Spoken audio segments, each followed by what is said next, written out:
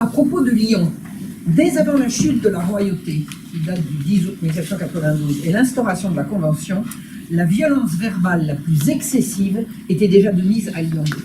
En 1791, le Courrier de Lyon, qui était le journal local, le journal à la solde des clubistes lyonnais, le Courrier de Lyon parlait à longueur de colonne, je cite, d'éventrer et de livrer les cadavres aux corbeaux, de mettre leurs boyaux en bandoulière et de boire dans les crânes éviscérés des aristocrates.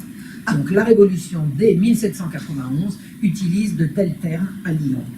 La persécution religieuse, donc avant ces années de terreur officielle, la persécution religieuse ne se payait pas de mots. Le jour de Pâques 1791, c'est-à-dire que le roi est encore vivant, à la porte de l'église des cléristes, des fidèles venus à la messe de 6 heures, à 6 heures du matin, sont attaqués par une bande de forcenés qui, armés de fouets et de cordes, se ruent sur les femmes, les dénudent et les fouettent presque jusqu'à la mort, tandis que d'autres lapident les hommes qui essayent d'intervenir. L'horreur a duré 4 heures sans que l'autorité publique alertée ne bouge un doigt.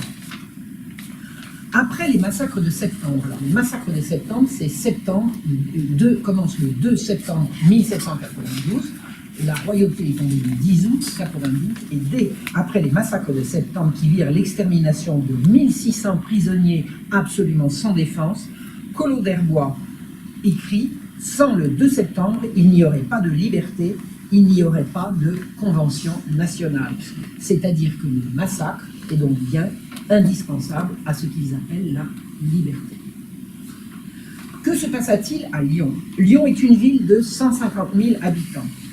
Elle compte 32 sections urbaines et 4 sections des faubourgs qui délèguent des représentants au club des amis de la Constitution, à savoir les Jacobins, c'est-à-dire au club franc-maçon de Lyon. À la tête des Jacobins, Joseph Chalier, c'est un ami du ministre Roland est un Lyonnais, et c'est un grand admirateur de Marat qui l'imitera.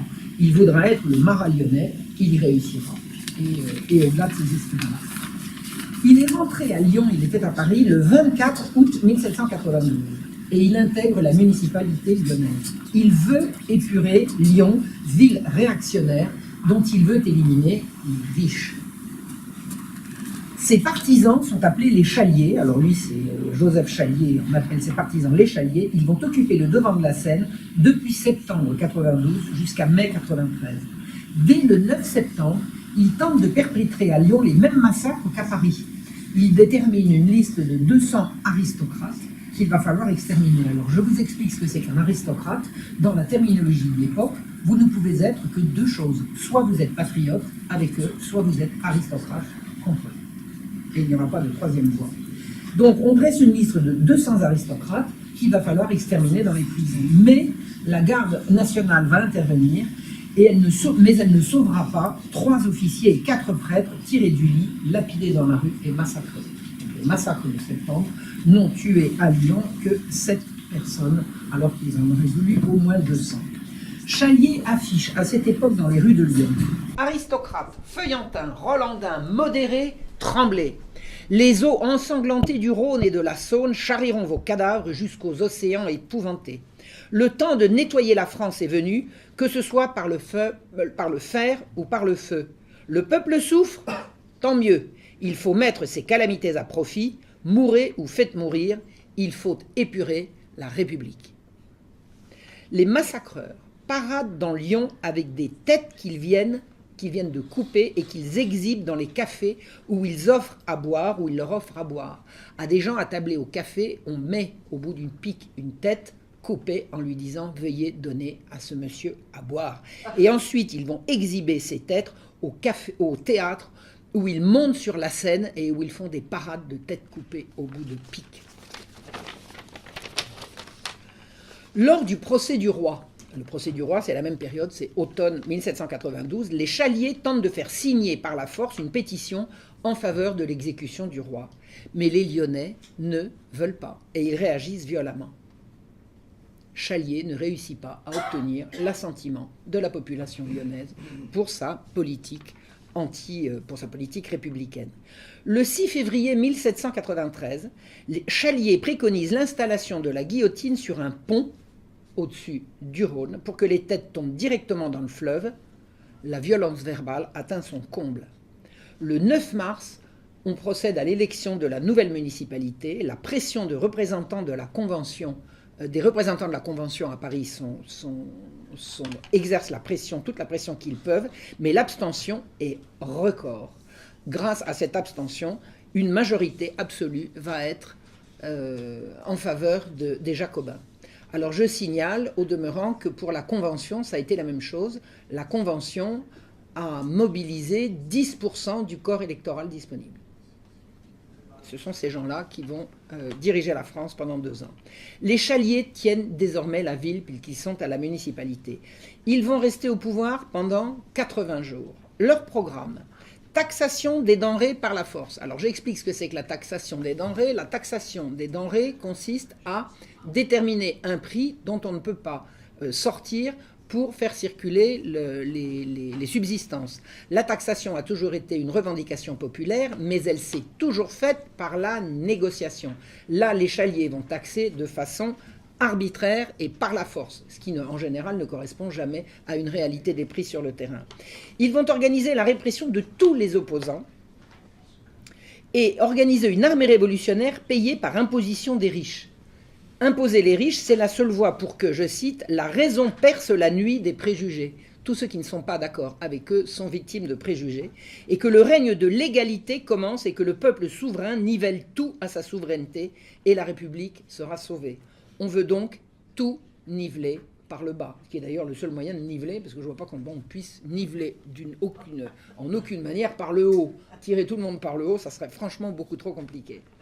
Donc, quel est l'ennemi de la République? C'est le riche, donc le patron. On va le faire payer le patron, c'est lui la cible.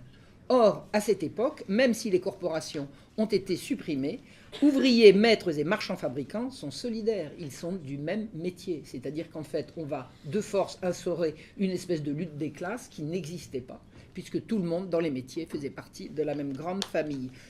C'est la famille corporative, mais les corporations ont été abolies et on peut désormais s'en prendre à ceux qu'on appelle les riches, à savoir ceux qui possèdent encore quelque chose. Seul un tiers des sections est avec la nouvelle municipalité et les 2 tiers restants vont organiser la résistance. Le monde du travail ne veut pas de cette révolution égalitaire. Ils veulent imposer l'égalité par la force. Et d'ailleurs, ça continue.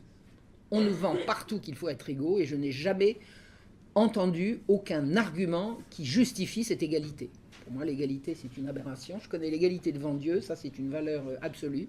À part ça, l'égalité, c'est véritablement quelque chose qu'on nous impose. Le 29 mai 1793, à Paris, la Convention va décréter une nouvelle déclaration des droits de l'homme. Écoutez bien si c'est joli. 29 mai 1793 dit dans son article 35 « Quand le gouvernement viole les droits du peuple, l'insurrection est pour le peuple et pour chaque portion du peuple le plus sacré des droits et le plus indispensable des devoirs. » C'est beau, c'est beau. Et le même jour a lieu à Lyon un soulèvement des sections contre Chalier. On veut chasser les buveurs de sang, on veut le retour à une municipalité véritablement lyonnaise qui défende les intérêts des Lyonnais, on veut la fin de la tyrannie des clubs et on arrête Chalier. On se plie donc à la volonté de la Convention.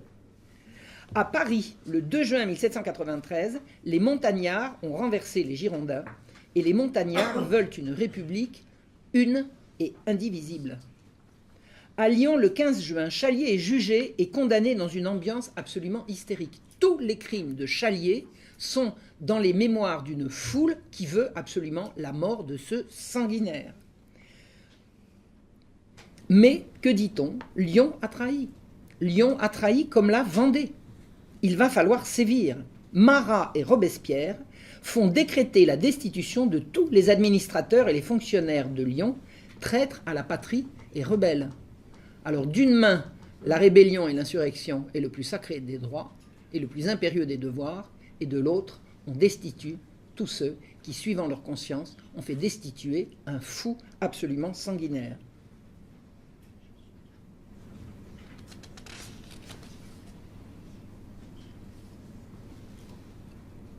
Alors, je crois que je me suis trompé sur une date. Je crois que c'est le 24 juin, l'article 35, quand le gouvernement vient. Ah, je crois que je me suis trompé de date. Donc c'est le 24 juin qu'a lieu cette déclaration, et le 12 juillet, la Convention déclare Lyon en rébellion contre la République. Le 16 juillet, Chalier est exécuté à Lyon. Lyon va donc être obligé d'organiser sa propre résistance et nomme un royaliste à la tête de l'armée lyonnaise. Lyon était jusqu'à présent républicaine et elle fait appel à un royaliste. Pourquoi ? Parce que Lyon organise sa défense avec toutes ses forces vives. Et parmi ces forces vives, vous avez un royaliste qui va avoir la compétence pour défendre sa ville. La Convention donne à Kellermann l'ordre d'assiéger Lyon.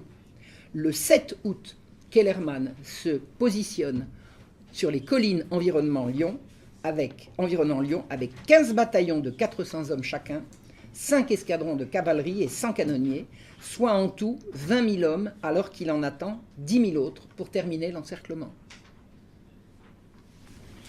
Le 8 août, les délégués de la Convention Dubois-Crancé et Gauthier déclarent la guerre à Lyon et lui somment de se rendre. Lyonnais, écrivent-ils, nous sommes devant vos portes parce qu'un décret de la Convention nous ordonne de rétablir l'ordre républicain dans Lyon. Et nous y sommes avec des troupes fidèles à la République qui ont juré la mort des tyrans. Nous sommes vos libérateurs. Nous venons arracher les patriotes d'entre les mains des aristocrates qui les ont emprisonnés après le 29 mai. 29 mai qui est la date d'arrestation de Chalier. N'imitez pas les rebelles de la Vendée. Le premier coup de canon est tiré contre Lyon le 10 août, juste un an après la chute de la royauté. Ils vont tirer en tout 44 000 boulets, 5 000 gargousses à mitraille. Savez-vous ce que c'est qu'une gargousse ? C'est une poche qui contient de la poudre. Une gargousse à mitraille, c'est une poche qui contient de la poudre et de la mitraille, c'est-à-dire des clous, des bouts de fer rouillés, tout ce qui peut constituer une arme absolument abominable après une explosion. On met ces gargousses dans les canons et on fait des meurtres de masse absolument atroces. Ils ont donc 5000 gargousses à mitraille qu'ils ont fabriquées. 600 000 coups de feu seront tirés, soit en tout 16 200 impacts par jour pendant 40 jours. Lettre de Roncin, commandant de l'armée révolutionnaire à Lyon. Une population de 120 000 âmes à Lyon. Il n'y a dans tout cela non pas même 1500 patriotes, mais 1500 personnes qu'on puisse épargner. C'est-à-dire, on revendique donc qu'on s'apprête à éradiquer 90% de la population lyonnaise. Le 15 août, Dubois-Crancé, donc émissaire de la Convention, rapporte « Lyon a été criblé cette nuit de bombes et de boulets. Partout, des incendies ont éclairé le ciel en plusieurs quartiers de la cité.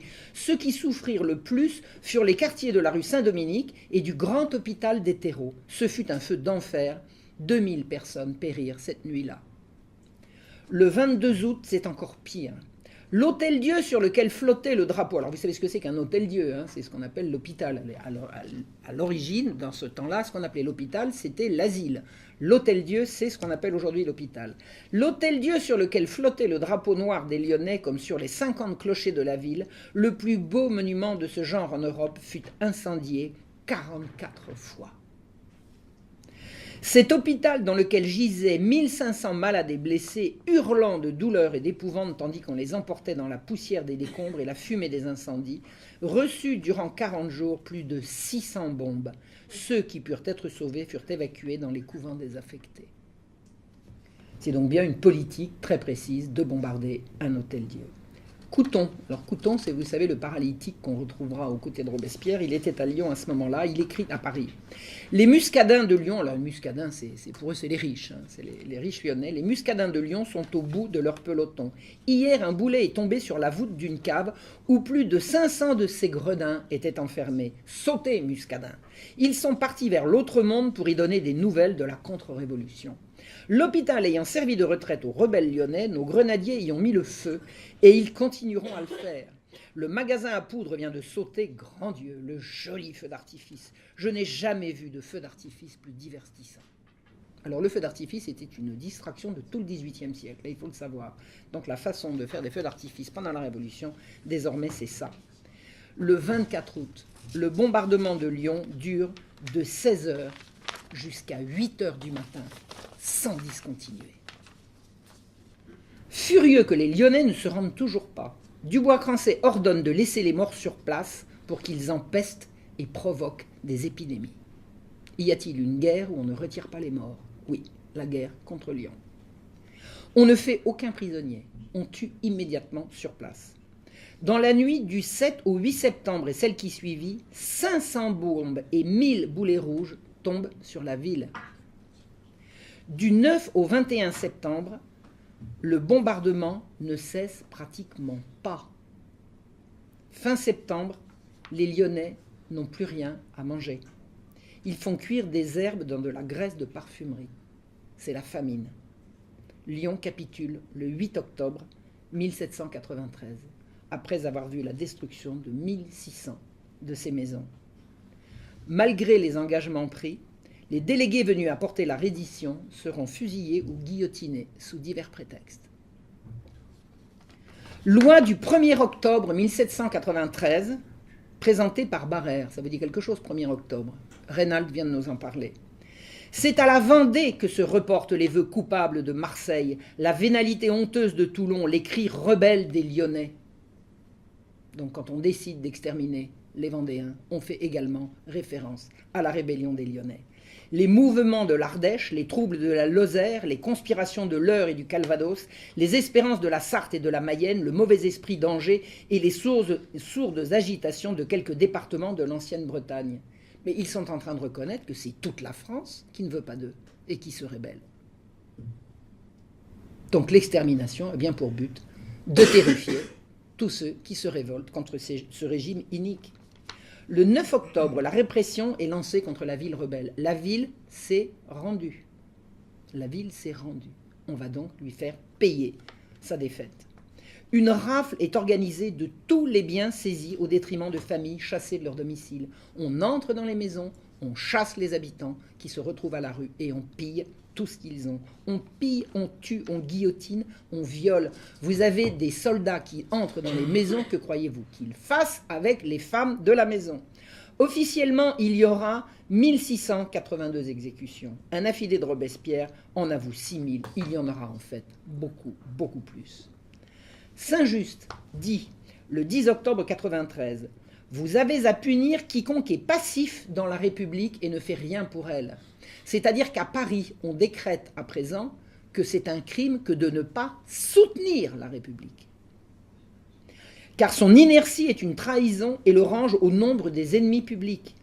Or, entre le peuple et ses ennemis, il n'y a rien de commun que le glaive. Il faut gouverner par le fer ceux qui ne peuvent l'être par la justice. Et il faut comprimer la majorité monarchique ou neutre. La République ne sera fondée que le jour où les sans-culottes, seuls représentants de la nation, seuls citoyens, régneront par droit de conquête.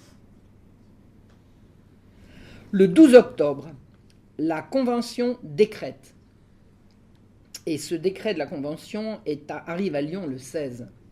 Le nom de Lyon sera effacé du tableau des villes de la République. La réunion des maisons conservées, parce qu'il est question de tout détruire, la réunion des maisons conservées portera désormais le nom de ville affranchie. Il sera élevé sur les ruines de Lyon une colonne avec cette inscription « Lyon fit la guerre à la liberté, Lyon n'est plus ». On lance la régénération de communes affranchies. Et c'est extraordinaire, vous avez des courriers datant de cette époque partant de Lyon qui sont incompréhensibles par l'écrasante majorité des habitants de la France. Ça n'est plus Lyon, c'est ville affranchie, ça n'est plus le calendrier habituel, c'est un calendrier républicain. Donc un courrier partant de Lyon à cette époque-là est rigoureusement illisible. On va donc lancer la régénération de communes affranchies. Il n'y restera que la maison du pauvre et les bâtiments consacrés à l'humanité et à l'instruction publique. Alors l'instruction publique, c'est un vaste sujet qu'il faudra absolument à un moment donné aborder. Je vais le faire, je vais commencer à le faire prochainement. Ce qu'on appelle l'instruction publique, c'est faire rentrer dans les têtes de la République que les nouvelles valeurs sont rigoureusement l'inverse des anciennes. On loge la troupe révolutionnaire chez l'habitant, où on guillotine le mari et on se sert de la femme et de la fille, vous devinez comment. Le 26 octobre 1793, à 8 heures du matin, Couthon se rend en grand apparat, escorté d'une troupe très nombreuse de sans-culottes, devant un bel immeuble de la place Bellecour. La place Bellecour, c'est une des plus belles places d'Europe. Mais le faste de la place Bellecour offense la sévérité des mœurs républicaines. Que croyez-vous qu'on va faire à la plus belle place de l'Europe? Il se dirige vers la plus belle des maisons et il en frappe une pierre avec un petit marteau. C'est le signal de la démolition des plus belles maisons de la plus belle place d'Europe. Dans les maisons de la place, les habitants évacuent éperdument leurs biens alors que les démolisseurs sont déjà à l'œuvre et défoncent les toits. Ils jettent leurs biens par les fenêtres et leurs biens tombent en même temps que les gravats au cri de « Vive la République !» Les démolitions vont durer 6 mois et seront accompagnées de pillages par des bandes de voyous. Chacune des 32 sections de la ville devra fournir chaque jour 30 démolisseurs et la garnison 400. Les comités révolutionnaires de Lyon assureront la fourniture des masses, des leviers, des pinces, des haches, des brouettes et des tombereaux. Les salaires des démolisseurs sont ainsi fixés. 3 livres pour les hommes vigoureux de 20 à 60 ans, 35 sous par sexagénaire, 20 à 35 sous par enfant de 9 à 16 ans, 30 sous pour les femmes de 20 à 60 ans, et enfin 4 livres pour les professionnels employés aux démolitions, charpentiers, serruriers, menuisiers et autres. On utilisera en tout 20 000 démolisseurs et on usera du canon pour aller plus vite et abattre des immeubles en enfilade. Le 2 décembre, on annonce aux clubistes, alors vous avez compris qui sont les clubistes, un grand acte de justice nationale se prépare. Il sera de nature à épouvanter dans les siècles à venir ceux qui songeraient encore à s'insurger contre la République. Pour assurer à ce spectacle la majesté qui s'impose, les corps armés, les magistrats du peuple et les fonctionnaires sont invités à y envoyer une députation. Ce jour de justice doit être un jour de fête. Signé d'Orfeuille, président du tribunal révolutionnaire. Le 4 décembre, on amène 60 jeunes gens enchaînés les uns aux autres et on les juge en quelques minutes. On les emmène dans la plaine des Brotteaux où on les enchaîne 2 à 2 face à une fosse qui leur servira de sépulture commune. Et on leur tire dessus à coups de canon, à mitraille. Les membres et les têtes volent de toutes parts au son du tambour. Ceux qui vivent encore sont achevés au sabre. Leurs gémissements retentiront pendant des heures et quelquefois des jours. Il reste pourtant 209 prisonniers dans les geôles de Roanne. On les convoque et on leur demande leur nom et leur prénom, et ça suffit. L'énoncé de leur nom et leur prénom est suivi immédiatement de leur condamnation à mort. On les emmène dans une prairie menant à la Pardieu et on les attache à des saules. Et là, la fusillade commence. Il y a bien évidemment plus de blessés que de morts. On les achèvera à l'arme blanche. Cette mise à mort fut interminable. Certains râlaient encore le lendemain. Des Jacobins se vanteront d'avoir joui du spectacle depuis la fenêtre d'une salle où ils festoyaient en compagnie de prostituées. L'orgie fut totale. La veille, les épouses, les mères et les sœurs en voile de deuil s'étaient rendues à l'hôtel de ville où siégeait le tribunal révolutionnaire et s'étaient jetées aux pieds de Collot d'Herbois et de Fouché. Lassés d'entendre leurs gémissements, ils les ont fait chasser sans ménagement et une fois dehors, les ont prévenus que si elles se rapprochaient, on les ferait partir au canon. Dorénavant, tout rassemblement de femmes serait interdit à Lyon. 2 femmes ayant malgré tout manifesté leur indignation ont été condamnées à être attachées 6 heures durant entre les 2 montants de la guillotine dégoulinante du sang des exécutions de la journée. On comptera en tout 17 000 exécutions, dont des enfants de 4 à 7 ans et un chien, et on entendra un perroquet comme témoin. La chute de Robespierre a mis fin aux fusillades. La vengeance des survivants sera terrible et les violences recommenceront avec sauvagerie. Lyon est passé de 150 000 habitants à moins de 80 000. C'est un chiffre qui fait comparer Lyon à la situation de Marseille après l'hécatombe de la peste de 1720. Je vous remercie.